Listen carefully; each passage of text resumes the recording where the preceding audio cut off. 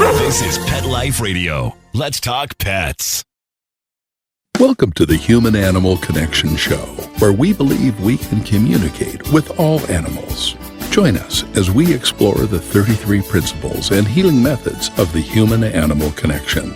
As animal lovers, we know that you share our commitment to making the world a kinder place for all creatures. Together, let's embrace the transformative healing power of the human animal connection. Hi, everyone. It's Jeannie Joseph from the Human Animal Connection. So glad you're with us today. And I have a wonderful guest that I've been looking forward to speaking to, Karen Koehler. And she has just an amazing history. She is a somatic experiencing practitioner. She's a pet loss grief specialist. She is an end-of-life doula for all animals. She's an animal chaplain. And she's an interspecies communicator. And as if that wasn't enough, she also has touch skills and Reiki for horses. And today we're going to focus on what she's learned about animal souls through the process of witnessing the process of preparing for death and dying in horses. So we're going to find out what the horses have taught her about death and dying. So Karen, thank you so much for being with us today. Oh, Jeannie, my pleasure. Thank you so much for inviting me. Yeah. Well, let's start by, a lot of people believe that animals have souls. Some people are not quite sure. Some people are very hopeful. What have you learned in your work with animals about the fact that animals have souls? We'll start with that. I'll call it a fact, and then tell us how you know it to be true. Yeah, well, I've had a lot of experiences throughout my life, but it never really told me about animals. It told me more about humans. And then all of a sudden, I was living in Korea. I was married to someone in the military at the time, and we had left our cat in Arizona while we were in Korea for a year. Mm-hmm. And all of a sudden, one night, I awoke feeling a cat kneading on my back. And I just sat up and I said, Meshach has come to say goodbye. She died. And she's come to say goodbye. Oh. And he came from a very strict religious background, and so did not agree with what I was saying. But but it gave me such a sense of peace to know that she could find me anywhere. Wow. And that there was this connection. And we did get a letter a week later to say she had indeed disappeared that night. So we think it was probably coyotes, but wow, it set me on the path of, okay, I've known this for humans. Now I know it for animals. Wow. And I know you've done a lot of work with horses and death and dying, helping horses understand what's happening and finding out from them how they feel. Can you tell us some of the stories where you've learned something from a horse about their perception of death and dying? Oh, yeah. It's been amazing. I used to volunteer at a horse rescue, and I found out that one horse was going to be put down, and this was my first experience with it there. And so I decided to just go visit him. And it was late in the afternoon, and he was an old horse, and I knew he was ready. I could feel that, but I just wanted to go speak to him.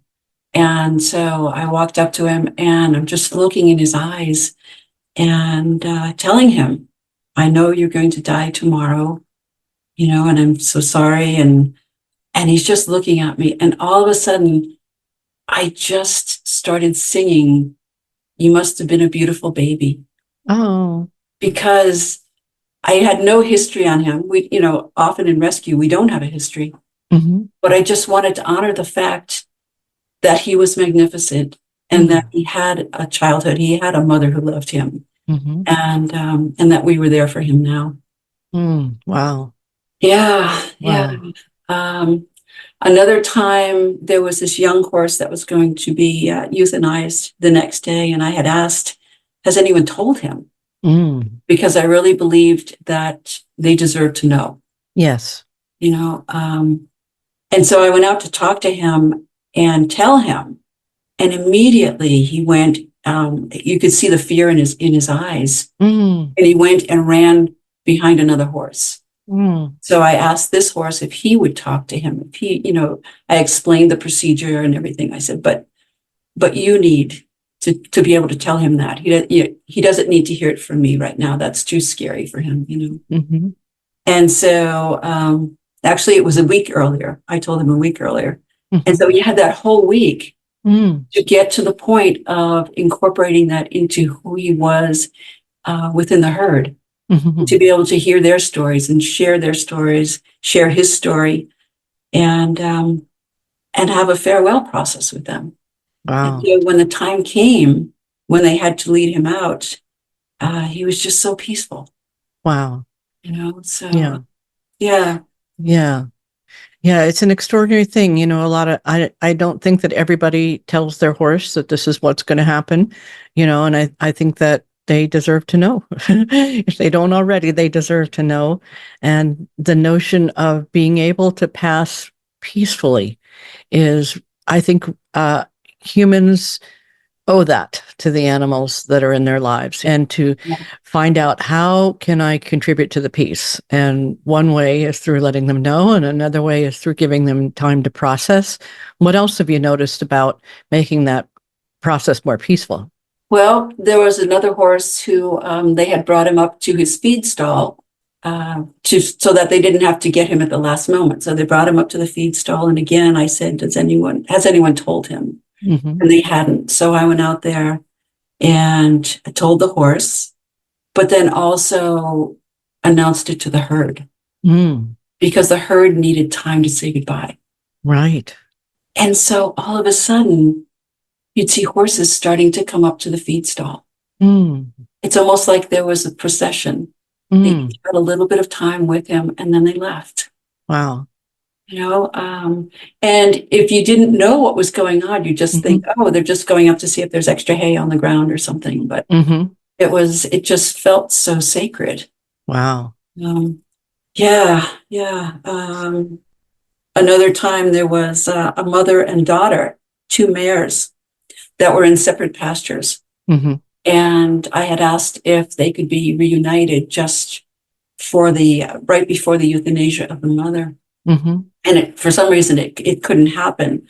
So I talked to the mother, and she was able to say goodbye to some of the others in her pasture. And I told her I would talk to her daughter afterwards. And so I was able to bring some of her tail into the daughter's pasture. And this is a hard one. Wow. And so I brought it out to the daughter, and she buried her head into this piece of tail that I had in my hand. And she breathed so deeply. Wow. She knew it was her mother. Yes, of course. And all of a sudden, almost like this wail came out of her, cry, and all of her friends started to surround her. And I just stayed there as long as she needed me. And she kept coming back and breathing it in and just coming back. And it was just beautiful. It was beautiful. Heartbreaking. I was heartbreaking. Crying. Yeah, of course. But it was just, just to see there's so much we don't know. It doesn't take much just to go and honor relationship, honor their lives. Yes. Honor their ability to tell their story. Yes. And especially herd. Yeah. And especially in a herd environment, it's not just affecting the one who's passing, but everyone that has connection to that horse. So to recognize that horses do have herd consciousness, they have a sense of what's going on with everyone in the herd and like that. Yeah. And in your experience, the horses that were there were appointments for euthanasia that the horses knew or didn't know? What have you noticed about that? Usually they didn't know. They knew something was up, but they didn't know. Yeah. And they especially didn't know the procedure. Right. What was going to happen. Right. And so I would tell them, this is what's going to happen. They will come and get you, and we will go over there, and I will be with you also. And then the vet will be there. And this is what will happen first. This is the shot that will happen first. And you'll feel dizzy. He will help you down. Hopefully, if everything went right. But I didn't go there. But, yeah. And I just think it was so important to explain that. Even, with any animal. Yes. And I think it helps the human too. If you have to explain that to your animal, it also reassures you that you know the process. You're not going to be surprised when you get in there. It's not an easy thing to talk about, but they deserve that. Right. Definitely so. It's a little more calming, I think, to know what's going to happen. Yeah. So once they understand that it's going to happen and have some time to process, they're able to be peaceful through the process. Is that what you've seen? Has that helped to make it? Yeah. Because I think not all horse euthanasias go smoothly, right? There's, yeah. It's not known for its smoothness.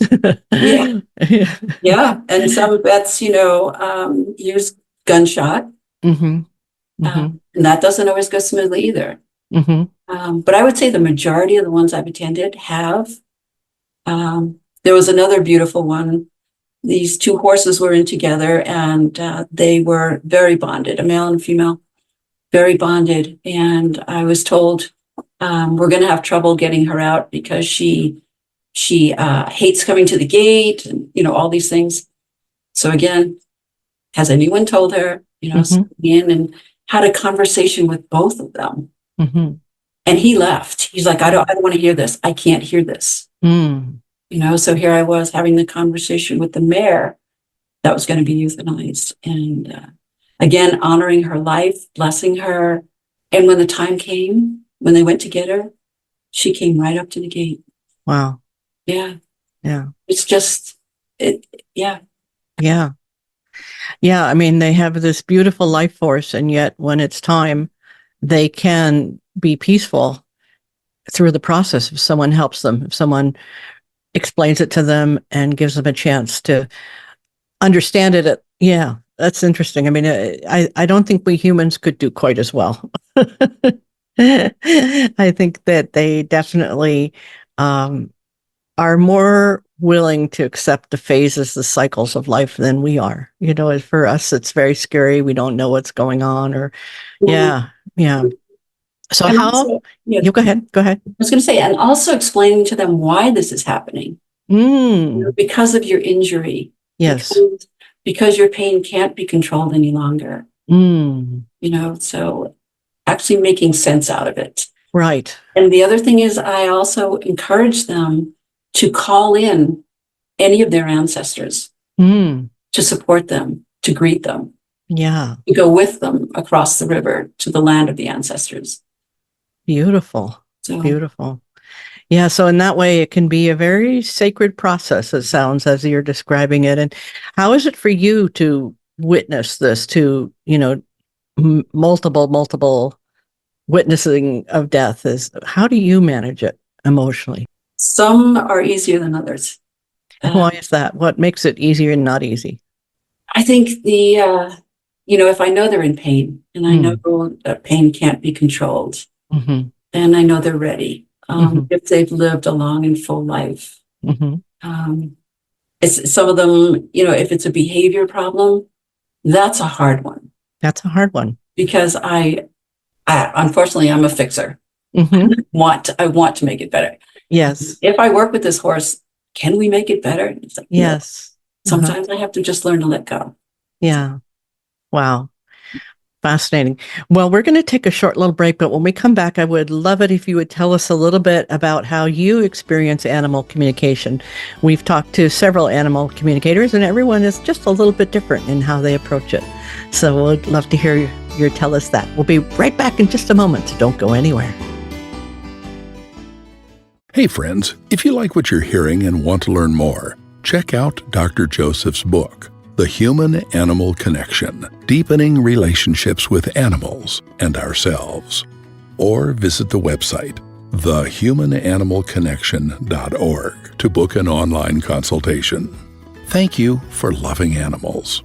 Now back to the show. Let's Talk Pets on PetLifeRadio.com.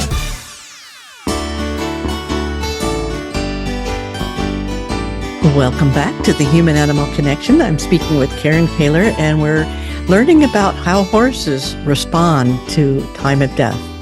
So tell us a little bit about how you communicate. I know you've been mentioning that you communicate with the animals, that you can tell them what's happening, that you can listen to their feelings, watch their responses. What's your process like? Are you communicating out loud, silently? How does that work?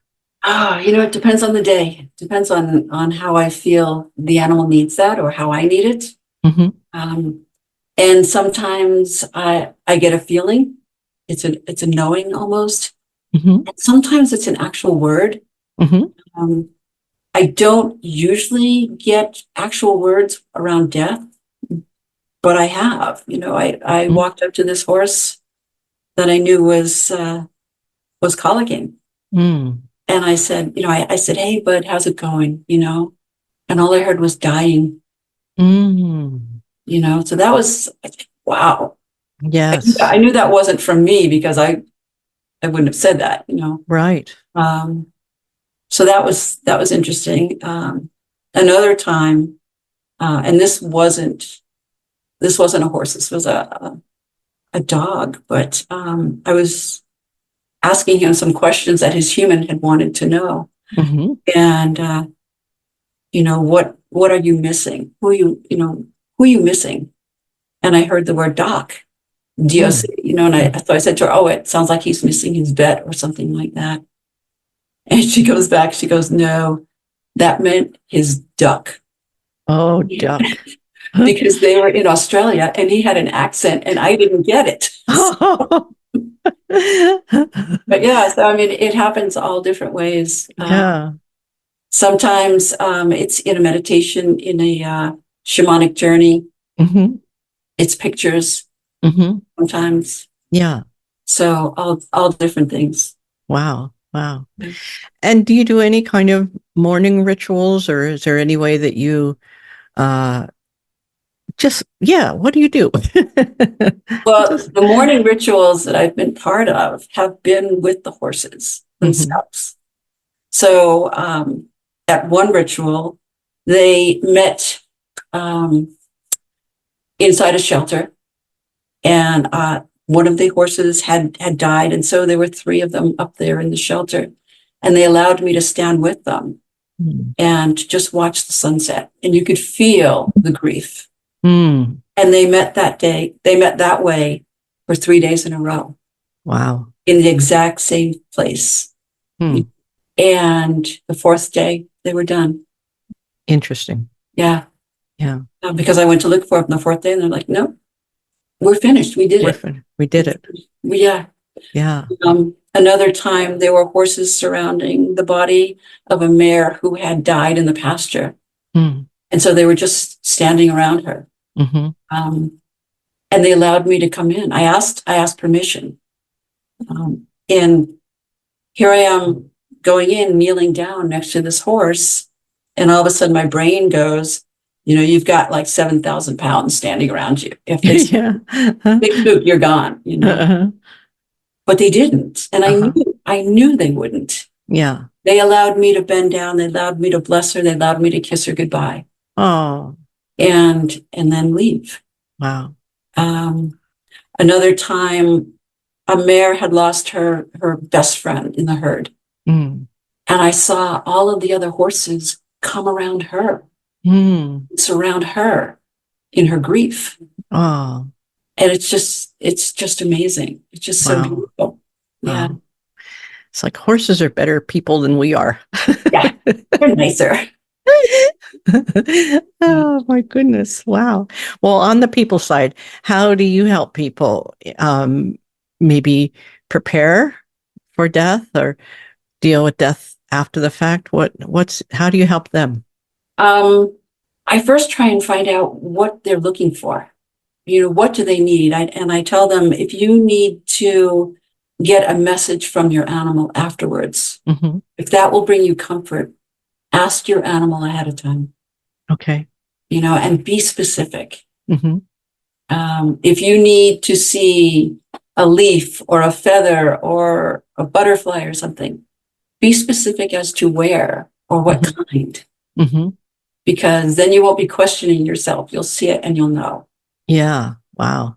That's Yeah. beautiful. That's a beautiful thing to give someone, is that to ask that request and to make it so specific. So you're not always wondering, was that my horse or was that just a leaf blowing? Like, Exactly. yeah. Exactly. Yeah. Yeah. Wow. That's really awesome. It's a lovely thing to add in. Another thing is if you can have someone with you, someone who can take care of the day-to-day things, so can do the paperwork, can do, if you're going to your vet's office, if the vet is coming to you, just have someone who can take care of things for you so that Yeah. you can focus on losing your animal, on their sacredness of their death, Mm-hmm. and just grieving, Mm-hmm. so nobody else, so that you don't have to worry about writing a check or giving your Right. credit card or something, Yes, Um, exactly. Yeah. and if you can take care of those things ahead of time, that's even better. Yeah. Uh, Yeah. What have you noticed? Like, I know not the gunshot scenario, but the lethal injection scenario. Can you feel the moment when the spirit leaves? Have you felt that? Sometimes. Sometimes. Okay. Yeah. Tell us about that. It's almost like a picture. It's a very gentle feeling. For me, Mm-hmm. it wasn't really strong. The last time though, it was actually the wind came. Mm. That was amazing. But Wow. sometimes I see a picture of horses coming towards and then horses leaving. Wow. Wow. Yeah. That's so interesting. So interesting. Wow. That's amazing. So tell us a little bit about your Reiki work. How does that work, and when do you use your Reiki work? I use my Reiki work, I think, not as much with death as with just a horse who asks for it. Okay. I have to be careful because I'm in right now. My horse is in a barn, a boarding barn. Okay. So all of these horses have their own humans. Yes. So if an animal's asking for something, I kind of have to talk to their human about it. Okay.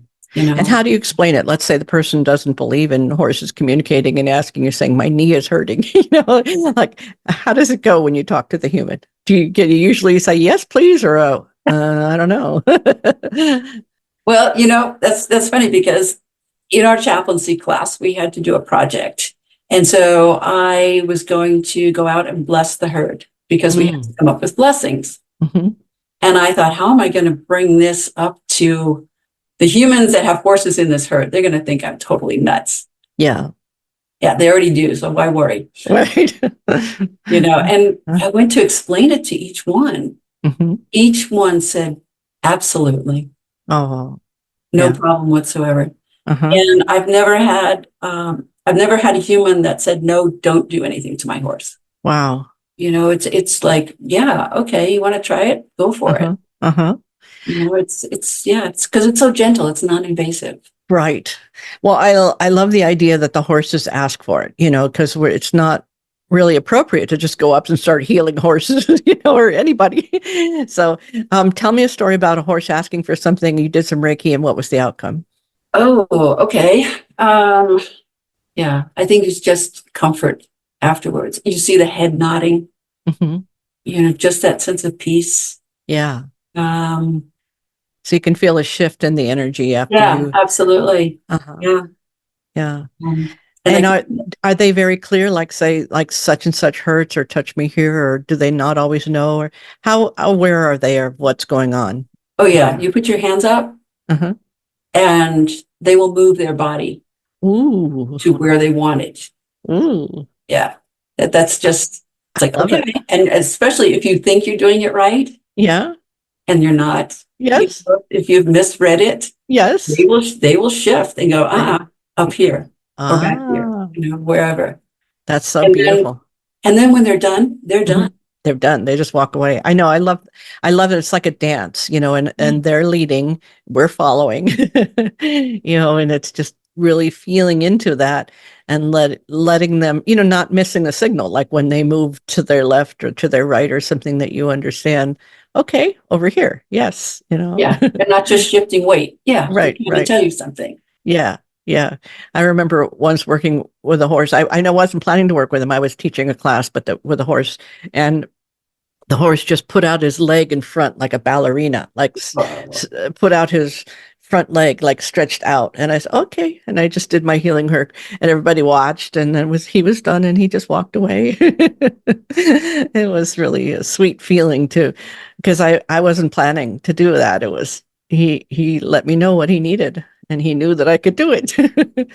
I mean, I had met this horse before, so it wasn't a complete stranger, but yeah, it's lovely when we can respond to them and to pay attention to their communication. That's really lovely. So what would you like people to know, maybe that have animals and are perhaps getting ready for this cycle of passing? Mm. Be kind with yourself. You're not always going to feel like you're making the right decision. You're going to have questions. Get support. Yeah. Ask for support, whether it's your friends, your family, or someone who does animal communication. Mhm. The right person will show up for you. You Mhm. trust Yeah. that. Yeah, I think a lot of people struggle with, is it the right time? Is it too soon? Is it too late? Is it now? Is it later? Like Yeah. that can be very torturous. And I think if everyone has a good animal communicator, they can get some help with that if they don't feel like they can communicate them, if they don't have the clarity themselves, if they don't feel that. It's so important, because otherwise you can be left with a lot of guilt or anger or upsetness that you didn't make the right decision, or you didn't make it at the right time. Mhm. Mhm. Yeah. Have you ever had a horse say, no, I don't want to be euthanized? I've seen what I've thought was that, Yeah. um, but I wasn't in control of the situation. So Right. Yeah. it was somewhere else. And so all I could do, yeah. And I could say that I don't think this animal's ready, Hmm. but it was their time. Hmm. So, Yeah. which was hard. It Yes. was Very very hard. Yeah. It's a tough business to be in. Yeah. But I guess well, maybe I shouldn't say that, because if from a spiritual point of view, these animals are also leaving the human world and perhaps entering a better one. Is that possible? What do you think about that? Absolutely. Yeah. Absolutely. Yeah. Yeah. And also, we don't know their paths. Hmm. It could be that it was their time, and Hmm. it was part of a lesson for all of us. Yes. Right. Right. So, yeah. Yeah. So I can't make that call. Right. Right. So, would you say that you have a certain neutrality about death now that you've done so much work, in the sense that you don't see it as either good or bad, but that it's just a larger destiny at work, or larger timing at work? What are your thoughts? I don't want to put words in your mouth. What do you think about Yeah, no, that? that's great. When I was in my 20s, I had an out of body experience where I was shown my grandfather. I could feel him right beside me. And when I left my body, I was completely surrounded by stars, and I was Mm, shown the light. And I was told that I was being shown this for a reason. And all mm. I could feel was total unconditional love. Wow. It was amazing, the lightness of being. Yeah. Um, and I didn't understand it at the time. I was in my 20s. Hmm. Um, and so, but I knew it was amazing. And I saw beings walking towards the light, beings coming back from the light. And I was told that the ones coming back, it just wasn't their time yet. Mm, And ever since then, I haven't had a fear of death. I thought it's amazing. It's beautiful, mm. you know, but we can't go until it's our time, Right. you Right. know. Right. But it's made it so that when I'm with an animal that's dying, I'm able to say to them, it will be so amazing. You will have no pain. You will feel such peace. You'll feel such freedom. Mm. you know. Mhm. So I think that's why I'm in this. I was raised by a hospice nurse too. So Oh, yeah. yeah, Yeah. You were born into the death business. I know. Yeah, yeah, That's yeah. beautiful. Yeah. Well, it was clearly your destiny to do this work. Well, it's just been absolutely delightful to speak with you. How can people get in touch with you if they'd like to connect with you? By email, Okay. which would Would you? be kkequinespirit@gmail.com. Wonderful. Wonderful. All right. Last words before we say aloha. What would you like to Last leave people with? last words. If you can, send them with love. Mhm. It's their time. Yeah. It's hard when we're hurting. It's hard when Yes. we're grieving. But if you can put that just a little bit to the side and focus on love, your heart to their heart, and just keep that circle going, it's such a beautiful way for them to depart. Wonderful. Living and leaving in love. Yeah. Well, thank you so much, Karen. It was just wonderful to have you here for us. Thank you, Amy. It's my Okay. honor. All right. So we'll see you all next or hear you all next. We'll say aloha for now. Thank you for being part of the audience of the Human Animal Connection.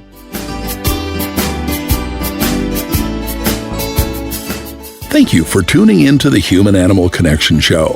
Please visit our website, thehumananimalconnection.org. There you can sign up for our free email newsletter, book a consultation, or check out our blogs and resources. Our best-selling book, The Human Animal Connection, is available on Amazon, and your donation of any amount keeps our nonprofit organization providing life-changing services. You can reach Michael Overly, author of Let Your Dog Lead, Musings on How to Create an Exceptional Life, on his website at dogsandmen.com, or email michael@dogsandmen.com.